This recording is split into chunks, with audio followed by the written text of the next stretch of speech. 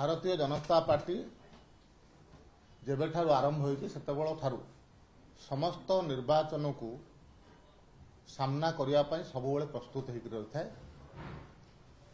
वर्तमान केंद्र रे नरेंद्र मोदी को नेतृत्व रे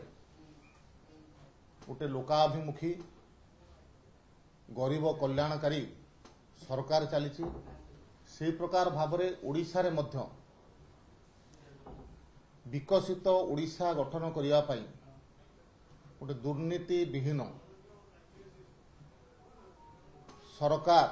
लोकाभिमुखी सरकार चली तो से दृष्टि साधारण जनतांकर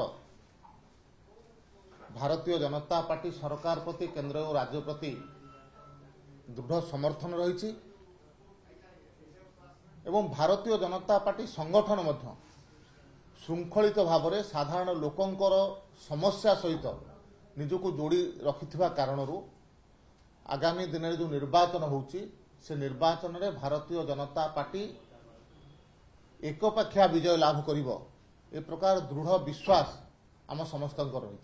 24 साधारण निर्वाचन पर ट्रेंड मध्ये देखियो कोछि जे पंचायत प्रतिनिधि माने वर्तमान बीजेपी मुआ होचंती बीजेपी समर्थित प्रतिनिधि माने मध्ये बीजेपी मुआ होचंती एवं ता सहित वर्ष मध्ये पूर्ति होछि जो रिपोर्ट कार्ड लोकन पाकु दिबे